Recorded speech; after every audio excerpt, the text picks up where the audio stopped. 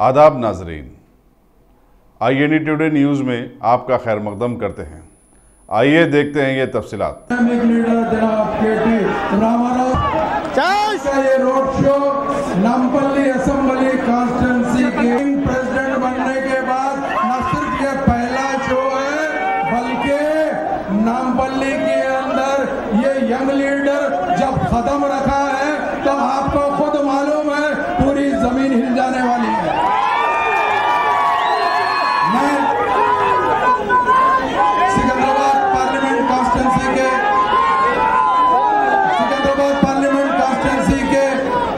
Candidate जनाब तलस्नी साई यादव साहब, जनाब श्रीनिवास यादव साहब, जनाब मेरे तमाम कार्यकर्ता को वेलकम करता हूँ। ये दो बैरिस्टर असदुद्दीन कैंडिडेट होंगे और सिकंदराबाद बहुत बड़ा रूल अदा करेगी। उस रूल का आप इंतजार करिए। 11 अप्रैल को हम ये तय कर चुके हैं, हमारा एक कीमती वोट कार के ऊपर जरूर बटन दबेगा और कार का नंबर 3 है, तो इंशाल्लाह 3 नंबर पर बटन दबाकर हम ये बता देंगे कि हमारी ताकत क्या है। हम चाहे तो जिसको चाहे तख्ते पे बिठा सकते हैं और वक्त आए तो तख्ते पे लिटा भी सकते हैं। ये ताकत तेलंगाना की आवाम के लिए है। आज हम कई दिन से मैं खुद तमाम अवाम के दरमियान में न सिर्फ पदयात्रा कर रहा हूँ, जाने वाला है हम भी जानते हैं, तो मैं KT रामाराव साहब से ये रिक्वेस्ट करना चाहता हूँ, इंशाल्लाह 23 मई को 100% सिकंदराबाद पार्लियामेंट हमारी रहेगी। हमारी अवाम का ये मेन है कि यहाँ पे कुछ डेवलपमेंट की जरूरत है और इंशाल्लाह मैं वादा करता हूँ कि तमाम डेवलपमेंट जरूर पूरे हो और यंग लीडर KTR साहब की खास लीडरशिप के अंदर हम डेवलपमेंट पूरा कराएंगे। अब चूंकि आपको और हमको, मुझे तो आप लोग काफी जमाने से सुन रहे हैं और KTR साहब को भी सुनते हैं, मगर लाइव सुनने का मजा कुछ और रहता है। ये नौजवान लीडर के स्टाइल कुछ और होता है। क्योंकि जब बच्चा छोटा रहता है, पढ़ता है, तो लोग बच्चे से सवाल पूछते हैं, बेटा आप बड़े होकर क्या बनोगे? कोई कहता मैं डॉक्टर बनूंगा, कोई इंजीनियर बनूंगा। उसी तरह आजकल बच्चों को ख्वाहिश हो गई है मैं बड़ा होकर बैरिस्टर असदुद्दीन अली बनूंगा या KT रामाराव बनूंगा। चूंकि कभी भी आपका हमारी सोच ये रहती है कि कोई भी एक बड़े आदमी को देखकर उससे इंप्रेस होते हैं और खास तौर से जो बच्चे होते हैं उनका इंप्रेशन इंप्रेस अलग तरीके से होते हैं। मगर मैं आज अफसोस के साथ ये कह रहा हूँ कि वो ये है कि हमारे बच्चे बड़े बड़े लोगों को देख के कुछ बनना चाहते हैं, मगर हिंदुस्तान का बड़ा आदमी अपने आप को चौकीदार बोल रहा है। तो आज की जो नस्ल है, जो बच्चे हैं, अगर उनको पूछेंगे, अगर वो ये महसूस करेगा कि मैं बड़ा होकर चौकीदार बनूंगा, तो कितनी बुरी बात है। आज चौकीदार का बच्चा, रिक्शे वाले का बच्चा भी कुछ बनना चाहता है, मगर आज जहां देखो वहां पर मैं KT रामाराव साहब से ये कहना चाहता हूं, वो ये है कि आज जहां देखो वहां होलसेल में चौकीदार दिख रहे हैं, जिधर उंगली उठाओ उधर चौकीदार दिख रहे हैं। कोई भी ऐसा नहीं लग रहा है कि वो जो स्टेट दिखे सारे के सारे चौकीदार। तो हम ये कहना चाहते हैं 2014 का जब इलेक्शन था, वो टाइम में लोगों को ये कहा गया है कि ये चौकीदार निगरानी करेगा, तो हमने भी ये सोचा, हिंदुस्तान की आवाम ने भी ये सोचा कि ये चौकीदार को ना बीवी है ना बच्चे हैं, इसको चौकीदारी का जिम्मेदारी दे दो, ये हिंदुस्तान की चौकीदारी करेगा। किसी ने पैंट दिया, किसी ने शर्ट दिया, हमने टोपी और सीटी दी और आप लोगों ने हाथ में डंडा दिया। मगर अफसोस की बात यह है कि हमारा चौकीदार पूरा फेल हो गया है। उसकी वजह मुद्दे ये है, मेरे दोस्त का एक फार्म हाउस था जो विकाराबाद में था, उसके अंदर एक मर्तबा सुबह सुबह फोन आया मालिक को, क्या बोलकर फोन आया कि रात को डाकुए आए और फार्म के अंदर पूरा लूट कर चले गए। तो हमारे दोस्त वहां पहुंचे, पहुंच के चौकीदार से पूछे बाबा ये वाकया कैसा हुआ। उन्होंने कहा कि 10-12 लोग आ गए थे मगर मैं बहुत बड़ा मुकाबला करा। तो उन्होंने पूछा कौन सा मुकाबला, तो बोले मैं आगे भाग रहा था, वो लोग मुझे पकड़ने पीछे भाग रहे थे, जैसे ही अंधेरा दिखा मैं झाड़ी में छुप गया, उन लोग पूरा लूट कर लेके चले गए। अरे चौकीदार साहब मैं तुमसे सवाल कर रहा हूं, वो सवाल क्या है? वो सवाल ये है कि हम तुमको मुल्क का चौकीदार बनाए थे, आज लोग आकर 40-40 सिपाही हमारे मार कर चले जा रहे हैं और तुम अपने आप को चौकीदार कहते हो।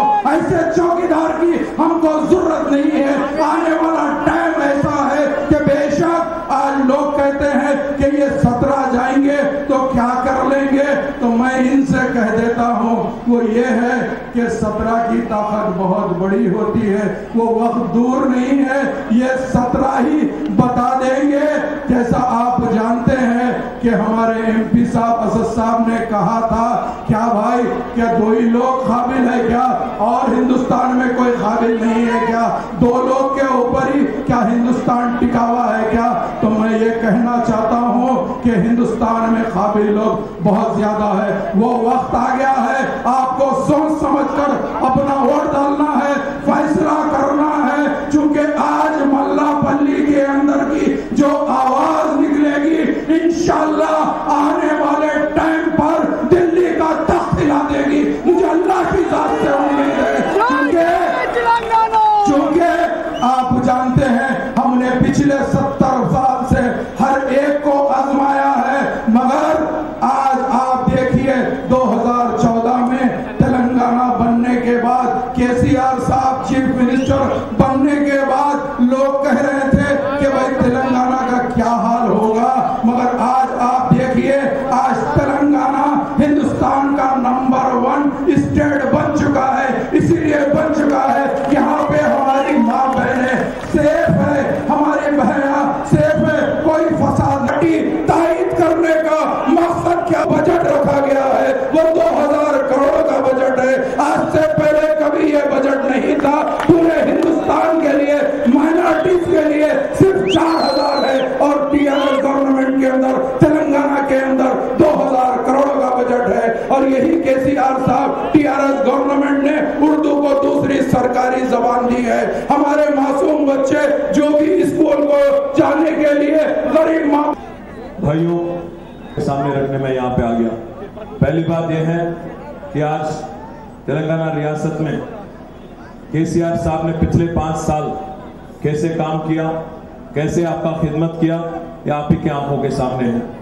आज हमारी दोस्ती ऑल इंडिया मजलिस इत्तेहादुल मुस्लिमीन पार्टी से और असद भाई से और मजलिस पार्टी से इस बात पे है कि हमारे माइनॉरिटी भाई बहन, यहाँ पे हिंदू भाई बहन और सारे गरीब, चाहे कोई भी मजहब के हो, कोई भी कौम के हो, कोई भी जात के हो, हर कोई यहाँ पे खुश रहे, एक भाईचारे के साथ, एक अमन के साथ, एक खुशहाली जिंदगी यहाँ पे तेलंगाना में आम शहरी का हो। इसी बात पे आज हमारी दोस्ती कायम हुई। पिछले 5 सालों में हमने एक दूसरे की मदद की। हर इलेक्शन में, चाहे GHMC हो, फिर बाद में हो हमारे असेंबली इलेक्शन या अभी ये पार्लियामेंट इलेक्शन, हम साथ साथ हैं। KCR साहब ने कभी भी पिछले 5 सालों में गरीब को मजहब के नाम पे अलग करके नहीं देखा। इंसान को इंसानियत के तरीका दिखा, इंसान के तरह देखा, गरीब को गरीब की तरह देखा। अगर आज एक गरीब मुसलमान बच्ची को शादी मुबारक जैसे प्रोग्राम के जरिए कुछ फायदा मिलता है, तो गरीब हिंदू और ईसाई और सिख बच्ची को कल्याण लक्ष्मी को क्रिसमस के वक्त तोहफा दिया जाता है, तो गरीब मुसलमान को भी रमजान के वक्त तोहफा दिया जाता है। और KCR साहब एक बात में विश्वास रखते हैं, वो ये है कि हर किसी को, हम सियासत मजहब के नाम पे बिल्कुल नहीं करते हैं जैसे भाजपा और पार्टी करती है, लोगों को अलग अलग करके देखती है, ये हमने कभी नहीं किया। मैं आपको एक बात याद दिलाना चाहता हूँ, KCR साहब बस एक ही चीज में विश्वास रखते हैं कभी मखदूम मोइनुद्दीन ने कहा था, हयात लेके चलो, कायनात लेके चलो, चले तो चलो, सारे जमाने को साथ लेके चलो। केसीआर ऐसे लीडर हैं जो हर किसी को साथ ले चलने में विश्वास रखते हैं। बहुत सारे चीज कहा गया हमारे बारे में। इस बीच में राहुल गांधी साहब आए थे, कहने लगे टीआरएस पार्टी तो बीजेपी की बी टीम है। और फिर मोदी साहब आए एलबी स्टेडियम, यहीं पे आपके कॉन्स्टिट्यूंसी में है, शायद बगल में है, तो वहां पे आए एलबी स्टेडियम में, बहुत कुछ बोल गए। फिर बोलने लगे ये तो कांग्रेस की बी टीम है। भाइयों, मैं एक ही बात कहना चाहता हूं, ये दोनों पार्टियों की साजिश है। बीजेपी हो कांग्रेस हो, टीआरएस पार्टी को छोटा दिखाने की कोशिश, किसी और का सबऑर्डिनेट बताने की कोशिश। आज ना तो हम बीजेपी के बी टीम है, ना तो हम कांग्रेस के बी टीम है। अगर हम कुछ है तो तेलंगाना आवाम के ये टीम है, ट्रू टीम है। ये बात मैं आपको बताता हूं। और एक बात भी मैं बताना चाहता हूं, पिछले 18-19 सालों में जब से तेलंगाना राष्ट्र समिति का आगाज हुआ, बहुत सारे कोशिशें किए गए। बहुत सारे लोग ने कोशिश किया कि इस पार्टी को किसी भी तरह बंद करा दे, किसी भी तरह दबा दे, पर हमने एक ही चीज में विश्वास रखा। जैसे केसीआर साहब हमेशा कहते हैं, फानूस बन के जिसकी हिफाजत हवा करे, वो शमा क्या बुझे जिसकी रोशनी खुद खुदा इसको जिसकी रोशन खुदा करे। मेरी उर्दू कमजोर है, माफी चाहता हूँ। मेरी उर्दू कमजोर है, माफी चाहता हूँ। मैं तमाम लोगों से गुजारिश करता हूँ, पिछले 5 सालों में केसीआर साहब को जब आपने मौका दिया, किस कदर उन्होंने हुकूमत चलाई, किस कदर गरीबों की मदद की, आप ही के आंखों के सामने है। केसीआर साहब ये जानते हैं, ये मानते हैं कि हर इंसान चाहे कोई भी मजहब का हो, एक ही बात चाहता है कि हमारी बच्चों की जिंदगी हमसे बेहतर हो, वो आगे जाके हमसे खुश रहे, हमसे ज्यादा खुश रहे, हमसे ज्यादा मजबूत रहे, हमसे ज्यादा तंदुरुस्त रहे। यही चाहता है, चाहे हिंदू हो, मुसलमान हो, जो भी हो।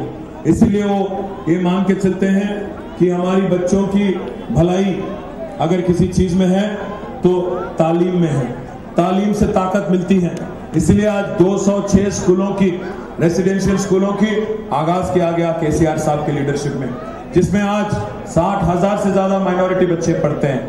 कुल मिला के पूरे तेलंगाना रियासत में 600 से ज्यादा स्कूल आज 60,000 बच्चे पढ़ रहे हैं। एक एक बच्चे और बच्ची पे 1 लाख रुपया खर्च किया जा रहा है, जिसके जरिए आज अच्छे से अच्छा तालीम दिया जाता है। हर वो चीज वो बच्चे को जो चाहिए उसमें दिया जाता है, ताकि उनकी काबिलियत बढ़े और दुनिया से मुकाबला करने की ताकत उनको मिले। इसलिए भाइयों, जैसे अभी मिराज साहब कह रहे थे, आज अगर अपनी बजट की बात हो तो कुल मिला के 2004 से 14 तक 10 साल जब कांग्रेस की हुकूमत थी मुत्तहिदा आंध्र प्रदेश में 23 जिलाओं में, उस दिन 10 सालों में 2000 करोड़ की बजट थी। पर पिछले 4 सालों में 10 जिला वाले तेलंगाना में 6700 करोड़ बजट 4 सालों में दिया गया। और 2019 के 18-19 में 2000 करोड़ बजट फिर से दिया गया। तो इस बात से ये बात साफ जाहिर होती है किसके दिल में हमारे भाइयों के लिए हमदर्दी है, किनके दिल में आज हमारी देखभाल के लिए एक अच्छी सोच है। तो मैं आप तमाम लोगों से गुजारिश करता हूं, एक मर्तबा सोचिए आज देश का क्या माहौल है। इस देश में आज 5 साल 2080 सीट मिल गए, उनको किसी की जरूरत नहीं थी, पर आज मोदी साहब की मीटर डाउन हो गई। 5 साल के बाद मोदी साहब की कोई हवा आज देश में कहीं देखने को नहीं मिल रही है। 150-160 से ज्यादा सीट उनको नहीं मिलना है। और कांग्रेस पार्टी राहुल गांधी साहब के लीडरशिप में कुछ भी आगे नहीं बढ़ पाई, उनको 100 सीट से ज्यादा नहीं मिलेगी। इसलिए भाइयों, मैं कहता हूं कल जाके एक एक एमपी सीट बहुत अहम बनेगी। इसलिए मैं कहता हूं इंशाअल्लाह 16 सीट टीआरएस और 1 सीट हमारे असद भाई जीत के 17 सीटों के साथ कल तेलंगाना की आवाम ये तय करेगी, कि लाल किले पे कौन झंडा लहराएगा। ये तय करने वाला कोई और नहीं, आप रहेंगे मल्लेपल्ली वाले, आप रहेंगे। मैं कहता हूं दूसरी बात भी मैं कहना चाहता हूं 5 साल पहले मोदी साहब जब आए, बोले कि मैं चाय वाला हूं, चाय पे चर्चा हो जाए। कहा उन्होंने कि मैं गरीब फैमिली से हूं, मैं दर्द समझता हूं गरीबों का, इसीलिए मौका दीजिए। देश ने मौका दिया। मुल्क ने मौका दिया, मुल्क के अवाम ने मौका दिया। 5 साल बाद आज मोदी साहब को प्रमोशन मिल गया, चाय वाले से चौकीदार बन गए। 5 साल बाद फिर क्या बनेंगे किसी को नहीं मालूम। आज एक बार आप सोचिए, मोदी साहब अपने आप को चौक बुलाते हैं और दूसरे एक शख्स हैं राहुल गांधी साहब, उनको लगता है कि कांग्रेस पार्टी का ठेका है इस देश पे। उनको ये लगता है क्योंकि उनकी नानी ने, उनके पिताजी ने, उनके अम्मी ने, हर किसी ने इस देश को चलाया। उनको लगता है कि इस देश पे उनका ठेका है, अपने आप को ठेकेदार मानते हैं। तो एक चौकीदार है एक तरफ, दूसरे तरफ ठेकेदार है। भाइयों, मैं आपसे पूछना चाहता हूं, क्या चाहिए इस देश के आम शहरी को, एक चौकीदार या एक ठेकेदार?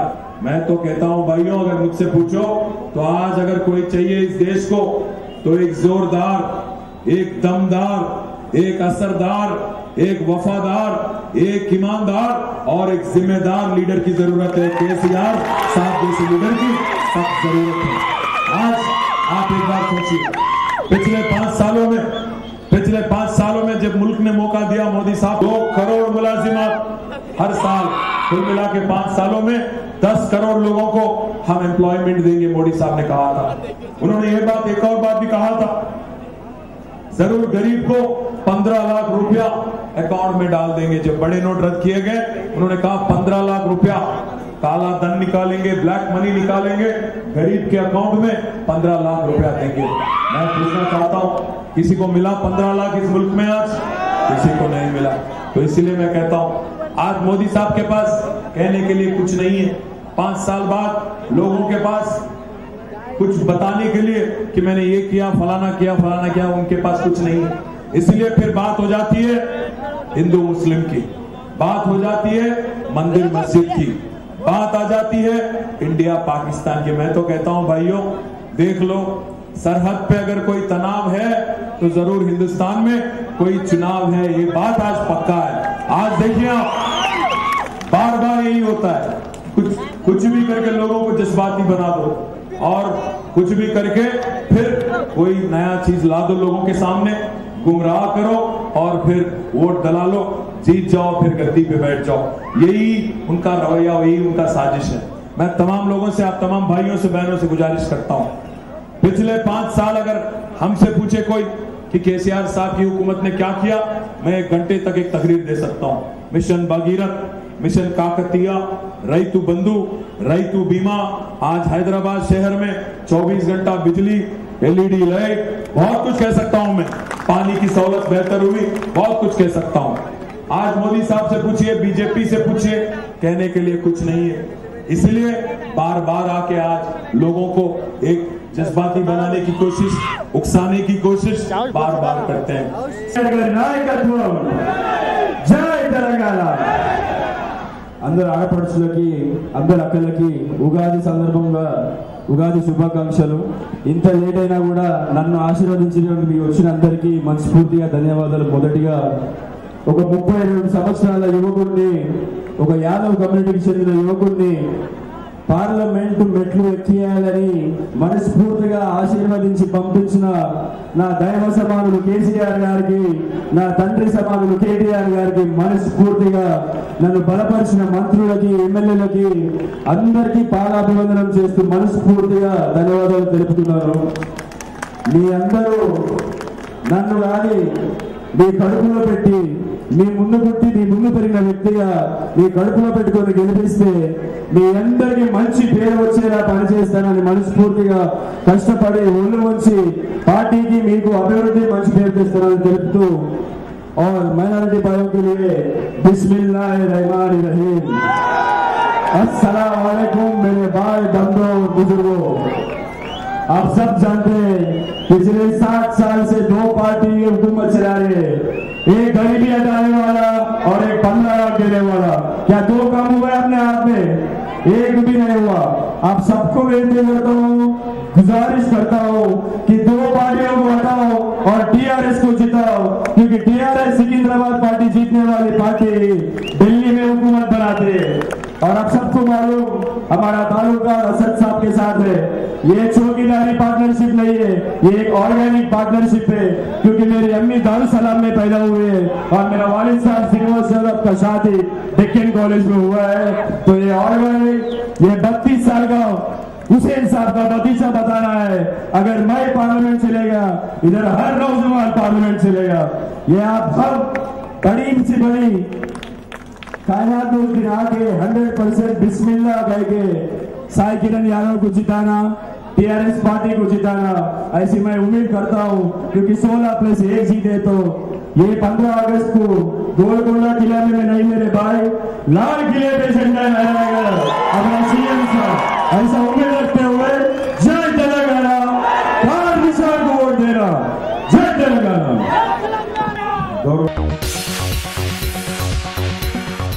गाजी kidney centre and multi speciality hospital, गुर्दे और बवासीर के इलाज का 40 साल मशहूर हॉस्पिटल, जहां हजारों पेशेंट्स क्योर हो चुके हैं। Doctor Husaini international national award winner और दूसरे डॉक्टर्स और लेडी डॉक्टर्स की जेर खिदमत गुर्दे के तमाम अमराज का मुकम्मल ट्रीटमेंट किया जा रहा है। गुर्दे फेल हो चुके हों, डायलिसिस करवा रहे हों, याद रखिए डायलिसिस कोई इलाज नहीं, इससे 1% भी गुर्दे रिकवर नहीं होते। हाँ, डायलिसिस टेम्पररी रिलीफ दे सकता है, लेकिन हमारे ट्रीटमेंट से गुर्दे फिर से फंक्शन में आ सकते हैं। गुर्दे श्रिंक हो गए हों या सिस्ट हो, गुर्दे की पथरी हो, कैसी भी गुर्दे की तकलीफ हो, या पाइल्स यानी बवासीर, चाहे ब्लीडिंग हो या कोम, बगैर ऑपरेशन मुकम्मल क्योर ट्रीटमेंट का एक ही centre, Ghazi kidney centre, DLRL main road, opposite Vikas high school, Chandrayan Gutta, Hyderabad. Cell 9966930824 या 9391326261। अगर आपने हमारे चैनल को सब्सक्राइब नहीं किया है तो आपको यहाँ सब्सक्राइब बटन दिख रहा है, उसे क्लिक करिए और सब्सक्राइब कीजिए, और साथ ही साथ बेल आइकॉन को भी क्लिक करिएगा, जिससे कि आपको ताज़ा अपडेट मिलते रहें।